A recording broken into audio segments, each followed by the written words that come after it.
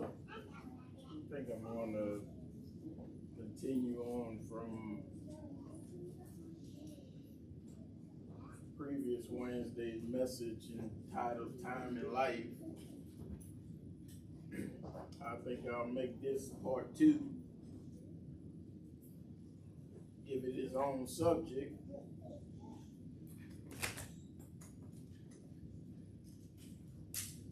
We're going to go from that message. We were in Ecclesiastes, the 3rd chapter, verse 1.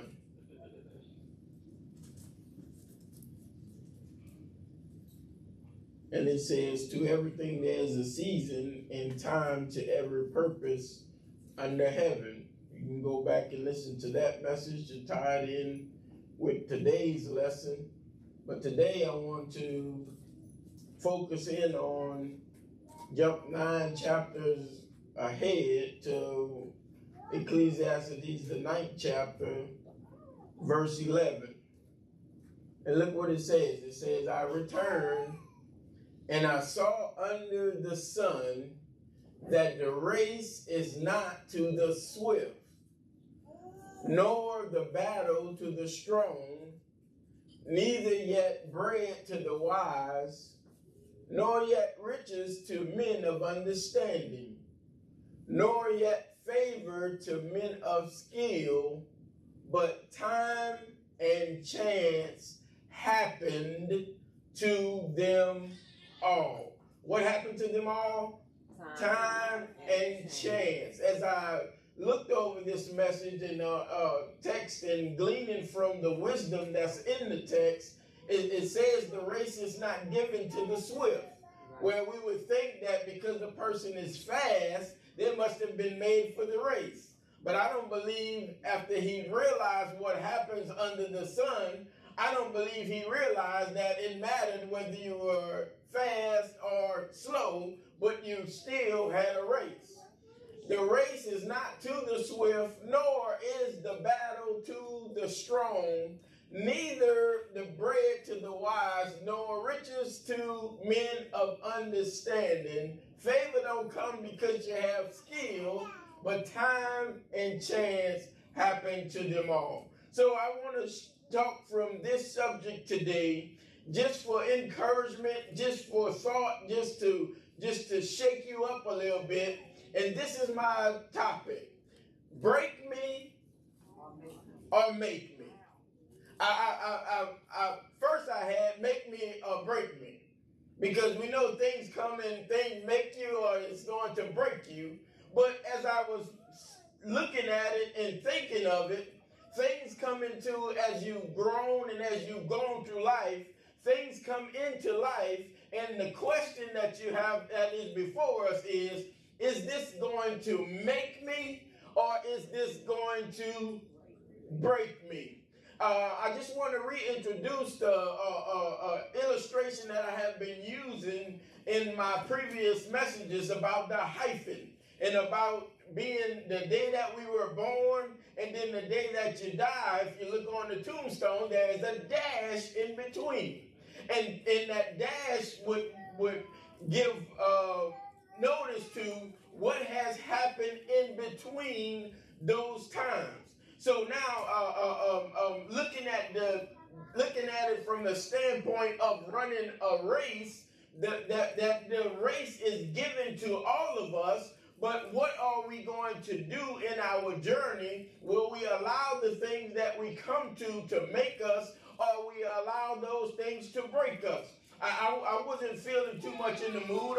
I wasn't feeling too much of wanting to do things from Thursday, after Thursday up to today. But yet I still had to get up and move and make things happen and get myself prepared. Although it was a little tough to get out of that office this morning, I still had to get myself up here. And that is the difference between sometimes in life, how some would take life by the horns and as they would say, make lemonade with the lemons that you're given.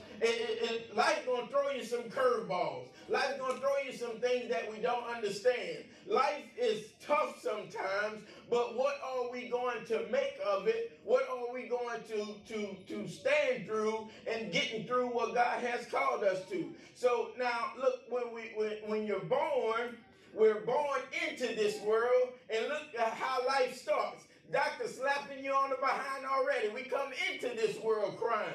Job even said it this way in chapter 14. He says, man that is born of a woman is but few days and full of trouble. Did the baby ask for trouble?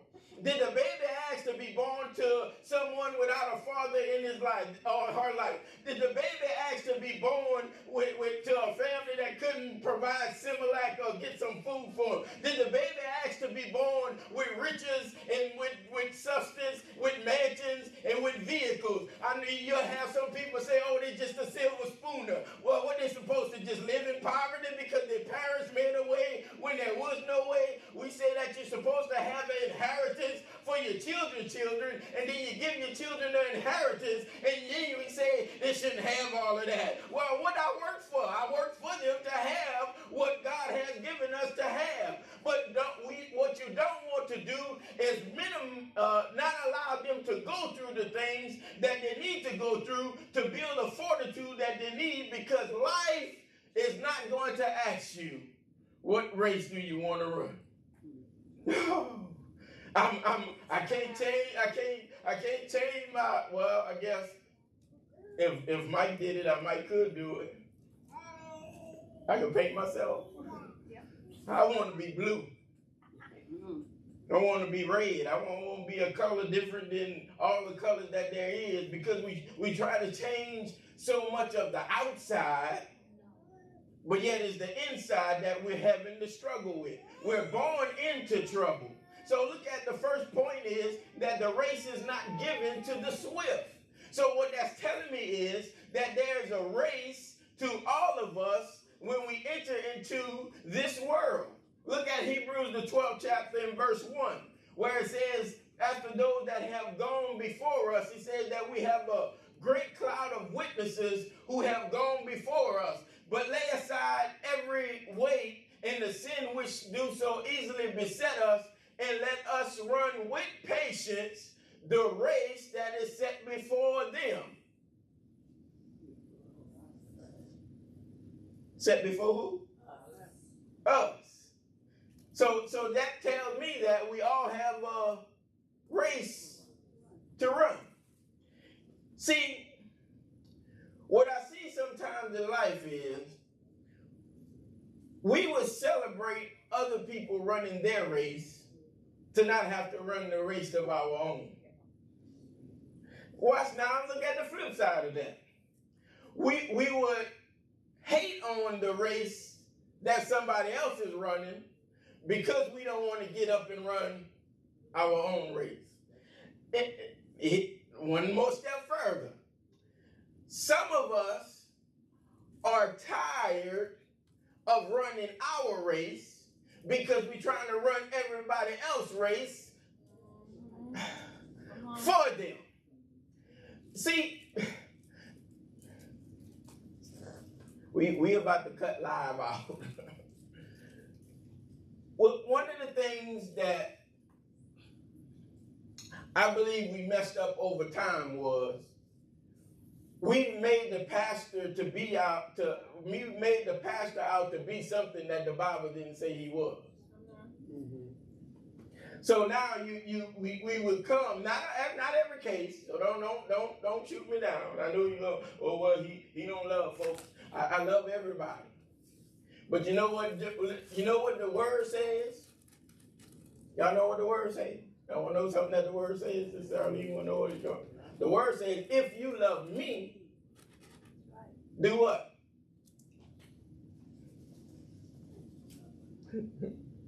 Now y'all don't get back. Now I can't say that over. If you love me, keep my what? The Bible don't say that. Now why would the Bible say? Why would God want us to keep his commandments to love him? What? And then he said, and my commandments are not grievous, meaning they're not hard to keep. Because see, something we don't understand about God, and that I have come to understand in the framework of being made or being broken. See, sometimes in life will break you because we don't have discipline to overcome the things that are thrown in our lives. So if God is trying to give us the discipline in order to be prepared for when the trials or when the tribulation comes, then he knows and can see further down the line than we can see. Therefore, he gives us the commands to do. Look, I'm not talking about religious commands. I'm talking about the principles of life, that if you work the principles, your life will be better and greater than ever before. But if you don't work the principle, there's a principle of sowing and reaping, correct? If you don't sow anything, what you gonna get? If he says that you will be blessed in the city, blessed in the field, blessed going out, blessed coming in, and we ain't put nothing in the account. God asked you for 2 minutes. God asked you for 30 seconds of praise.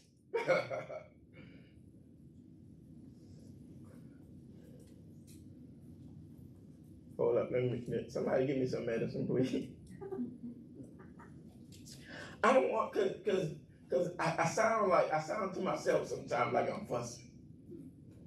Yeah, and the reason being is, I don't know everything, but up to my experience today, life is going to put a whipping on you, and you have to be prepared for it. And to parents, if you don't whip them now, life's going to whip them later. So you can make the decision. If you want baby farm today, life's going to show them how to be an adult tomorrow. And so now, I didn't like the way we came up. I didn't like the way it happened. Y'all have heard me say this time and time again. I didn't even know my brother can drive that fast. It was time that we had to leave after a day's work coming from my grandparents' house, and from sun up into sundown, and my grandmother gonna make sure that you're getting some food in your belly after the work day. And then he said, come on upstairs and y'all get y'all something to eat. But all they heard outside was, we take it, I don't want to eat, I'll eat tomorrow. We trying to get up out of here because we get upstairs, they might ask us to do something else.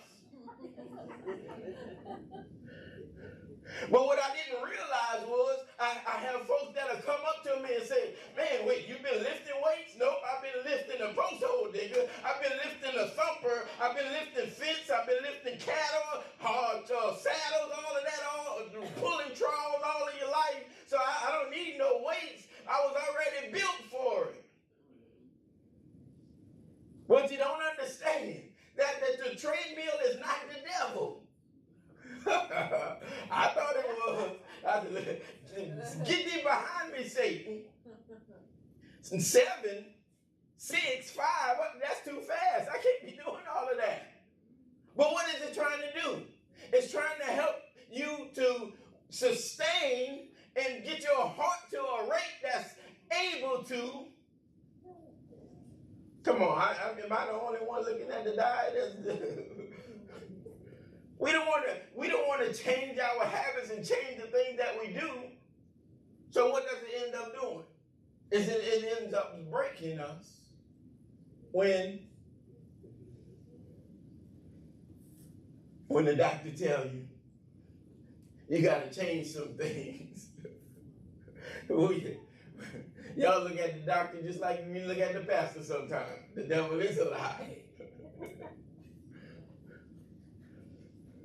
But what I didn't understand then, what I have come to understand now, it wasn't trying to break me, it was trying to make me. I asked God, why did I have to go the journey that I went? Why you didn't bypass this, or why you didn't bypass that? Because if you would have bypassed what you went through, then you wouldn't have become who you have become on today.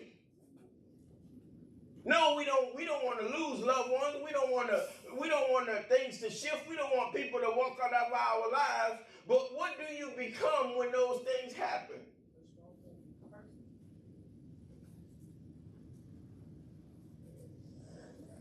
We've heard the saying, if whatever don't kill you makes you. I've never saw somebody sign up for adversity. Right. Or maybe we do sign up for adversity. It's called university. It's called school. I was kindergarten, before first grade even started, you got to go through kindergarten. Why y'all can't just put me in 12th grade? Why can't we go straight to 12th grade? What is the purpose of second grade, first grade before second grade, and second grade before third grade? Every kid in here that don't have a driver's license will want to drive. Are you going to give them the keys? No. If you would, please don't. Why? Because it's a time period for certain things to happen. How many of us in here have done things before it's time, and then you wish you wouldn't have done it until the time came, right? All of us. We all have. Look, kids, we not hating on y'all. We just trying to tell y'all we've been there and done that, and what's going to happen to you when you be there and you do that. But the first thing we see, y'all don't know, y'all the old generation. I don't care what generation you in, life still happens. Time and chance still happens to everyone. It just look different, but it's the same principle of what we're going to go through. And all of us have to go through things that either is going to make us or it's going to. Now you got your kids go through something and they didn't listen to you. And then it don't work out for them, and guess where they at? I remember my mom would say, you go yourself to jail, and I ain't come and get you out. And the first person I saw there,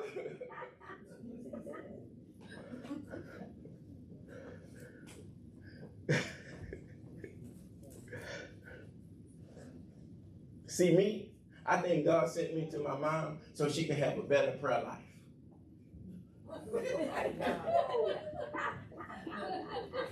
If it wouldn't be for me, she wouldn't be the prayer warrior that she is today. So see, when she thought her son had came to break her, her son really was making her to become the prayer warrior that she is today. The race is not given to the swift, nor the battle to the strong.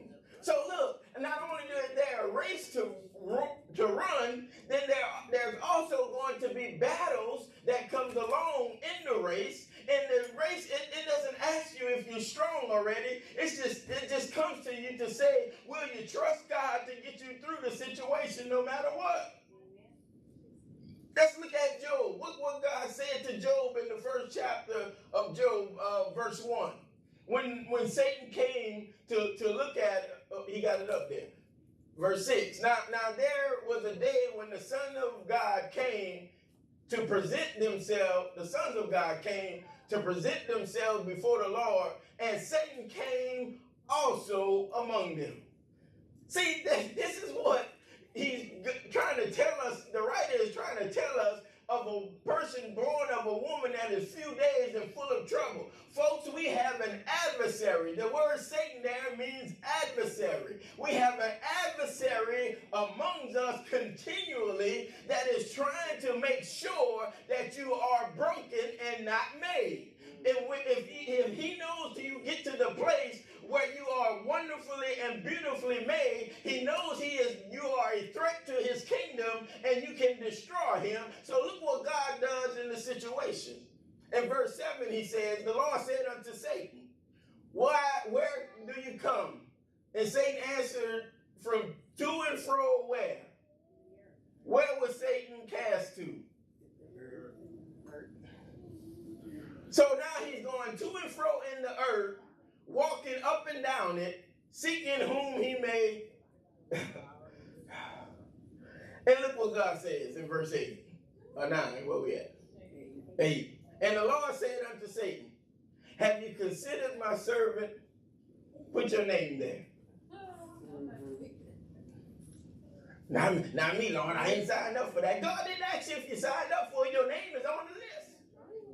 If your name is written in the Lamb's Book of Life, and Satan is looking at the book, or God is looking at the book to see who am I going to consider today, then you can't say, God, I ain't signed up for the race, Lord. Well, you know what? The gun's still gonna sound, and you're gonna be at the start line, and you're gonna look up 40 years later, and guess where you still at?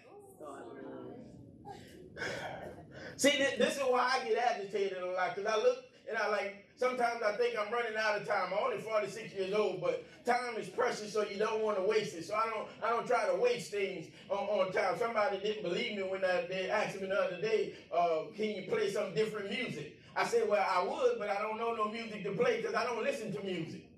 Now, I listen to music in the car, but I'd rather listen to something that's going to help sharpen my skill and get me to where I'm trying to go to, as opposed to listening to. I watch sports all day long, but I'm usually not watching more than that because I want to work on something. Now, if we working on something that's interesting, I ain't worrying about the game. I'll watch it, scan it, and then we're going to go to what we're doing. Because time is precious, and we don't want to waste the time that we have.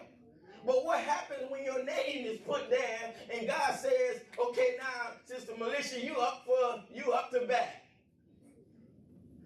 Then we won't go to that Baptist song, Pass Me By, oh, we done remade the song.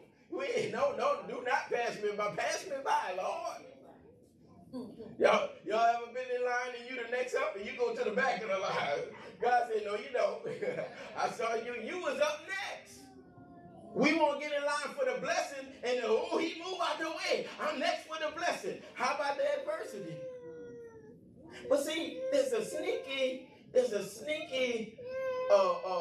reward for adversity. If somebody was driving by down the road and God said to you, I want you to walk from here to La Coretta. Let's say we're here. God said, I want you to walk from here to La Coretta. I want you to walk from here to La Coretta. And as you're walking, somebody pull up and say, hey, where you going? Do you need a ride? And you, don't speak too soon. You speak too soon. You say, I can bypass what it's going to take to walk there because now I got to ride. And we would say, look at God.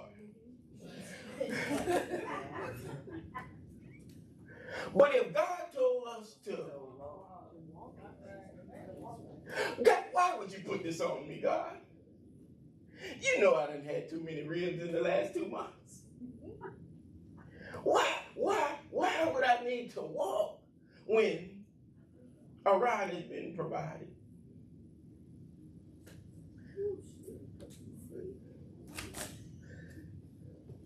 The reason it's not always good to give someone something is because they won't appreciate it once they have it. But when you work for something or when you have to pay for something, you appreciate it more because now you have more skin in the game. God is not bringing us through stuff and having us to go through stuff because he's trying to hurt us in the situation. He's trying to build something in us that we wouldn't know that we had in ourselves. And when we look at the pandemic time, yes, the pandemic came and it took people out of their jobs, and some people were furloughed, and some people lost their jobs and had to be on unemployment and these different things, and some had to figure out, I can't go into work, so I have to figure out another way to bring in some income. And some people have found areas that now they can work that's bringing them way more income than they had on a regular job. But it took something happening to get them out of their comfort zone. And you ask yourself, is this going to make me or is this going to break me? What am I going to take with what I have been given? I think we put too much emphasis on what I don't have instead of what I do have. I'm guilty of it. Even right now with launching out ministry-wise. You look at what you don't have and you say, I can't do this, I can't do that. God, give me a smaller vision. Why every time I got to visualize something, it got to be over the top? I thought about something for my high school graduation with you know how everybody walk across the field for their senior graduation on football season. I said, I'm going to get a helicopter to drop me off. This couldn't do nothing regular. I'm going to pull up in something nice and I'm pull out the red carpet. No, he need a helicopter. Imagination always. That's why I can't even get mad at my kids. Their imagination, I know where they got it from. That's what got me in trouble a lot as a kid, imagination. Yes, I was imagining what was inside of those eggs. Well, as I was throwing them down, I was trying to find one. Adventurous. What? See, the reason we don't try a lot of time is because we think it's going to break us before we even tried it. Why sometimes parents don't want kids to try things? Because we think they're going to hurt themselves, right? We think they're going to fail, right? Do y'all know failure is not trying? You know what would be failure? Having never tried. So where we were trying to protect them from failure, guess what we're doing? Causing them to.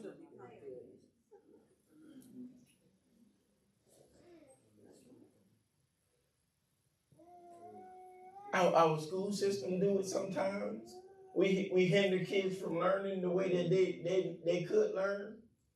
And then we go to labeling them and we go to put them in special classes, nothing special about them.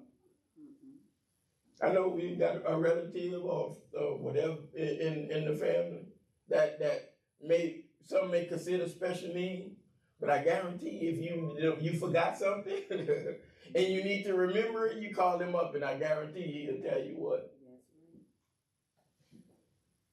Yes, they may be impaired in certain areas or have issues in certain areas. But God will still use the battle is not to the strong. But watch this. He says, have you considered my servant Job, that there is none like him in the earth, a perfect man, upright, and one that feared God and hated evil? I don't think I put verse 9 up there. And then he goes on to attack him in those areas. But watch this. God considers you the first time. And he came and he put some things on Job that Job did not curse God in the things that that was put on him. And then resist the devil, as it says, and he will flee from you. But then Satan came back again. What happens when what almost broke you shows itself up again? And here comes that adversary once again now, jump into the next chapter, chapter 2, verse 1. Watch this. And there was a day when the sons of God came to present themselves before the Lord, and Satan came also among them to present himself before the Lord. And the Lord said unto Satan, from whence do you come? And Satan answered once again, to and fro in the earth, walking up and down in it. And the Lord said unto Satan, have you considered my servant Job again? Once again. Put your name there again. Lord, I done went through the one time. I was thinking about this passage as we, the celebrations of life that we've been through. God, we just went through this a month ago. God, we just went through this 2 months ago. And then here you are the third time. Please, nobody else. We don't need no more. I thought, Lord, please, just give us. I know that doesn't come, in time, and we're using it. That's what I'm saying with making us and breaking us, because we know that those are not dead but living.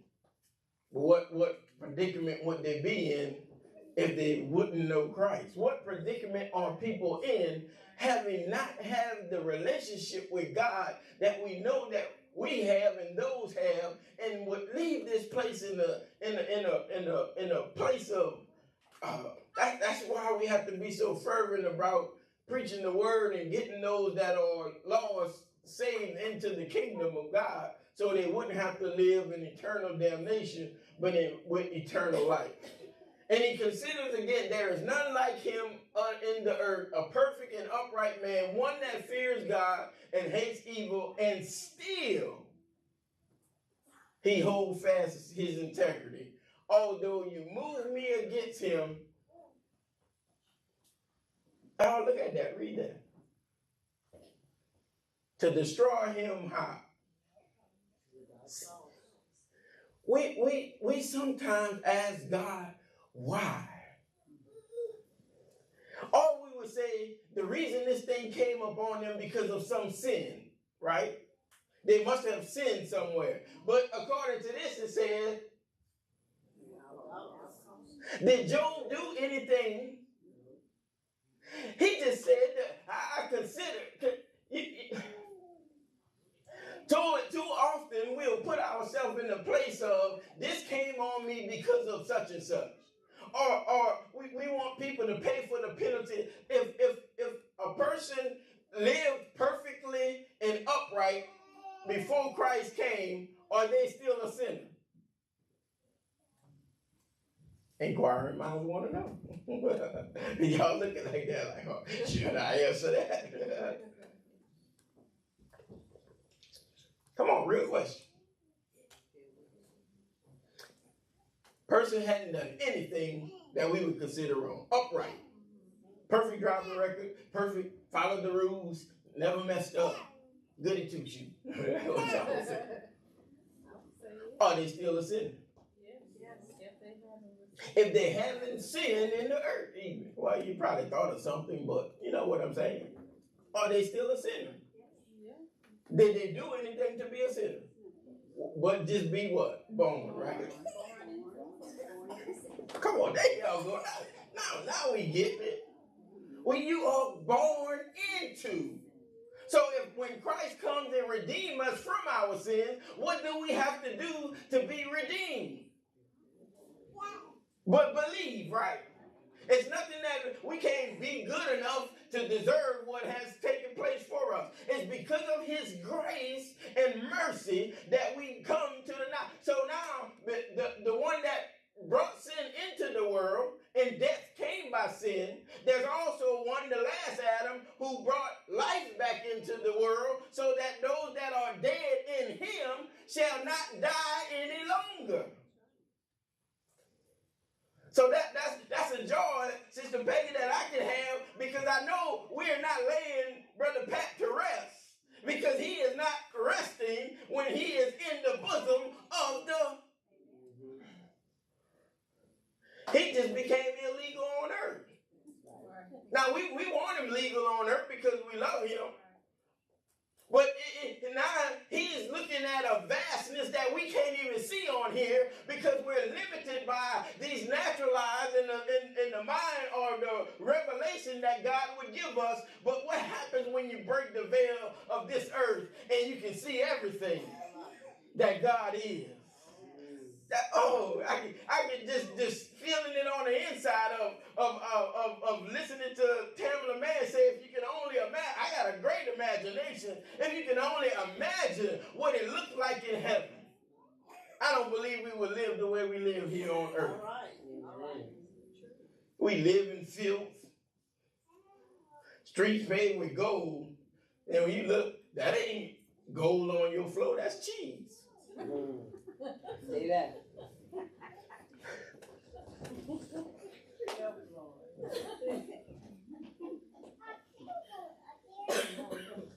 I was going somewhere with that. I'd have messed my own self up. Where do these things come from, Lord?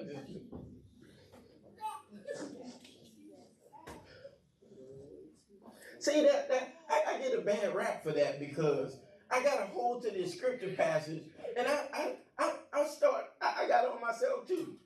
I ain't cleaned my vehicle in a while. I got no time to. I'm doing this, I'm doing that, and I'm looking like, man, I'm getting in that. That vehicle is dirty. I need to go clean. I need to clean. I need to do better. Why? See, for some people, it may be because they're trying to look good for somebody else. But for us and for me, I'm a child of a king. So with the king, God ain't putting no great value bread in his house. I'm gonna stop y'all. Y'all know I might get in trouble for that. Y'all see what I'm saying? Why you give yourself less when God has given you more? Why we settle for less?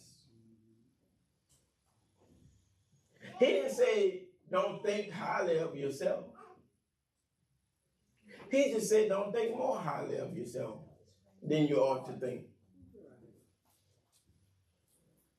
Now it's not. I know you have certain income levels or whatever, but it's equality. I've seen folks without 2 pennies to rub together. You would never know it. They carry themselves in a way you don't know what they had. They look like they're millionaires, and they ain't even hundredaires. But you couldn't tell it.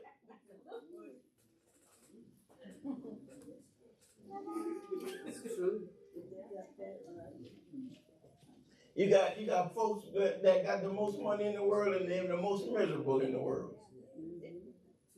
There's some truth to it. More money, more problems.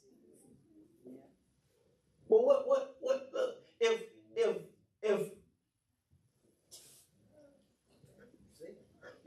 I'm trying to behave, Sister Rose. I'm trying to behave.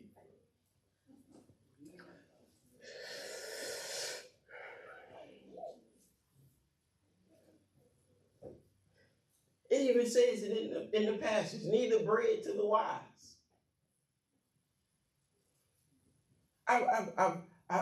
Sometimes I pray to God, I have the knowing, but why don't I have based on what I know? Real question to God. God, I feel the wisdom on the inside of me, but why am I not getting the result that the wisdom is? It ain't actually if you was wise or if the wise one was. There's something else in between there that has to happen. And when that was revealed to me, that had been my drive. I have certain things that I had to overcome because I know those things were hindering me from the important aspect of why we are where we are at this point in time. And it's a scary word that we don't like. And you know what the word is? Action. Action. Work could be, don't say work even better word. Don't say work. Action sound better. Action. And then I begin to ask myself, why am I not taking action in certain areas? One that I discovered was fear. I'm not moving because of fear. I won't get up here and speak because of fear. I won't allow myself to be recorded on live because of fear. And fear can come to make you or break you, but it will come. And God says to us, I have not given you. So you know what that made me do? It made me get over me. Get up there scared. Put it on live scared. They're going to cancel you. Does that mean you can get off as fast as you got on? Do it afraid. See, this is how I eliminate excuses from other people because I wasn't who I am today. And I had to overcome it just like everyone else has to overcome whatever it is.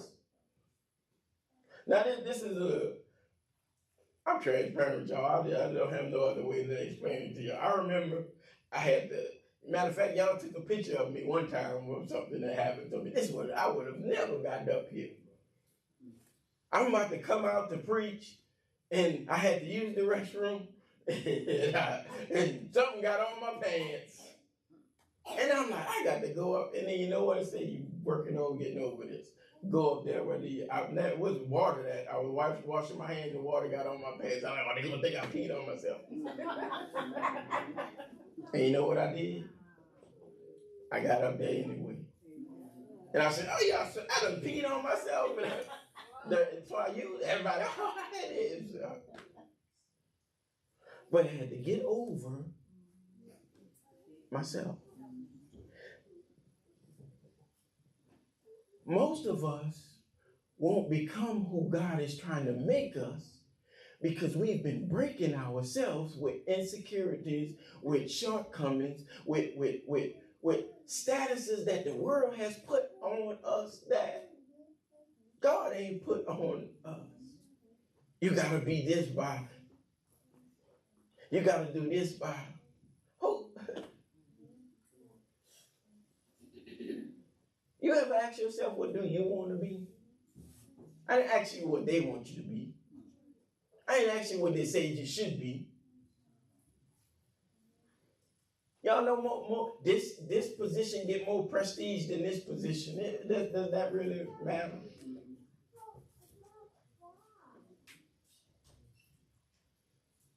Y'all know what's the hardest work? The hardest work is the person at the lower end of anything that you're doing. If you want to be a good leader and you want to be a true leader, listen to the person at the bottom.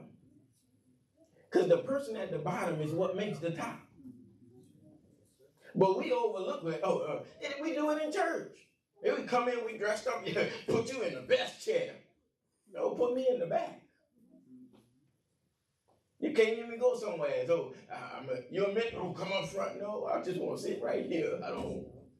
I know some folks that, y'all, they're who get in trouble again. I'm not trying to minimize. Y'all are no important than I am. God just gave me a position to, you know what a pastor is, to care for your soul.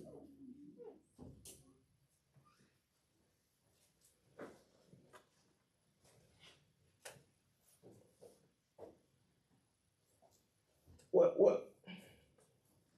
Y'all know the scripture passage said, get some evangelists, some pastors for the work of ministry, right? For the perfecting of the saints and for them to work the ministry for them, or for them to work what God has given.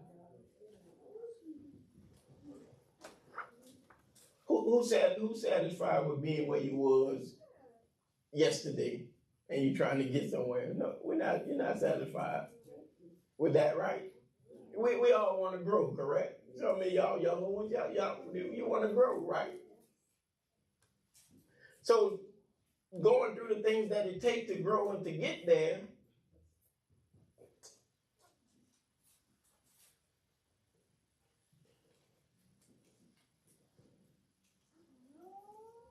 that was 11:44. I got 2 minutes. Clock about to go off.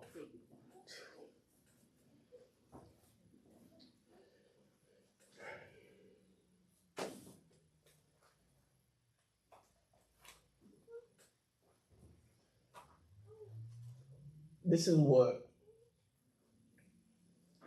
in studying this, I'll preach this again. I knew it wasn't going to come out the way I felt it. But as I was listening, as I was preparing this and just pondering on it from just the week that we had and coming to the end of this week, and I've told y'all this before, and it's something that I come to realize in my life, and it's a hard pill to swallow, that all life and change happen to all, but all will not make it. Did y'all read anywhere in the Bible where Jesus ran after anyone?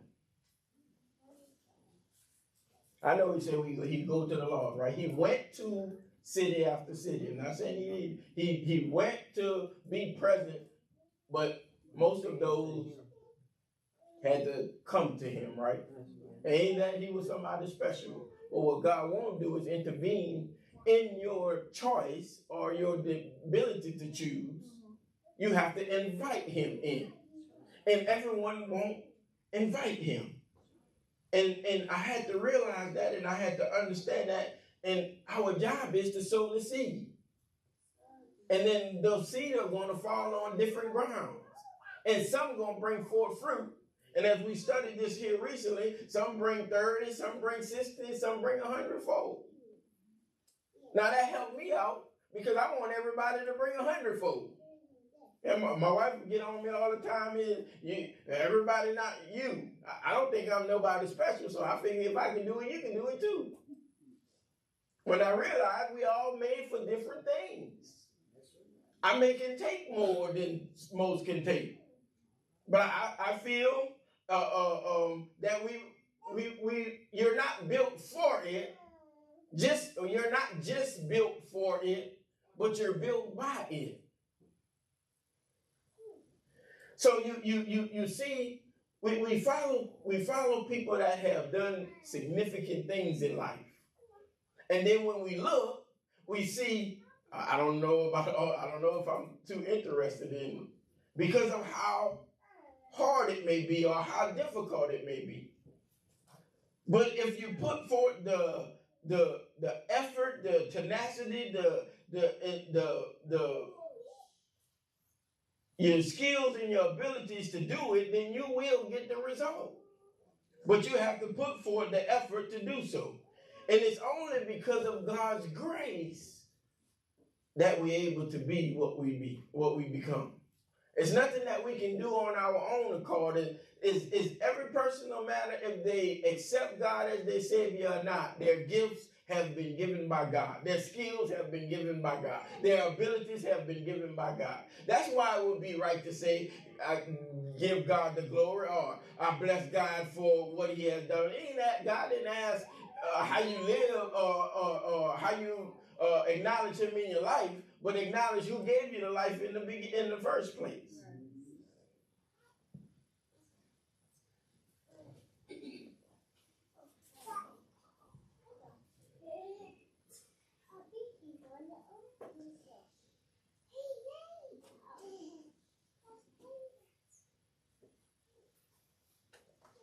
I'm going to stop right there because if I start another point, we're going to be here.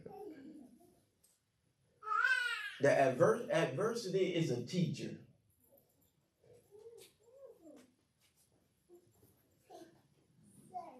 And so I've started something to help me out.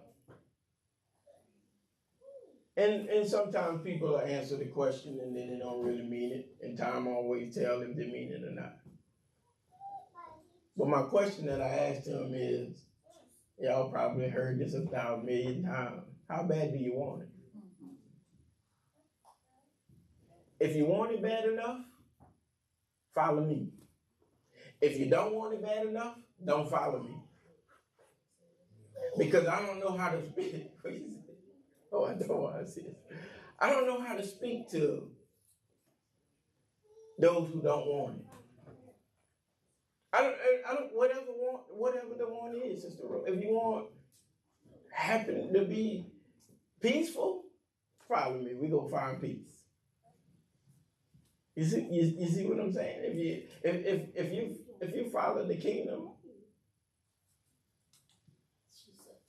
what y'all all my beautiful young teenagers in here and young adults in here. That's my question to y'all. What you following? Because is what you following gonna get you to the place that you're trying to get to? If not, stop following it. If you don't like what you're getting from the people you following, stop following them. Watch this. If you stop following them, guess who you still are? God's child. If you're not following the crowd, guess what? Nothing wrong with you. I know that's scary. That's scary because look, we don't want to be left out. Nobody want to be, we want to. I'm just saying, don't follow the crowd, lead the crowd. That's right. All right. That's right. Say that. If you in the crowd of people and you start walking in the direction, somebody gonna follow you. I learned that the hard way and through life, not even realizing it was real. That's one thing about us. We didn't too often follow the crowd and things that others were doing that the way they was getting it, we got it too, but we got it a different way, the right way, and we still had it. I'm not exempt. I'm just like all y'all. I got laughed at it growing up. Had to go through all of it, and guess what? I'm gonna still be what God called me to be, Sister Crazy. Kingdom made. Say it to your feet. I'm going on.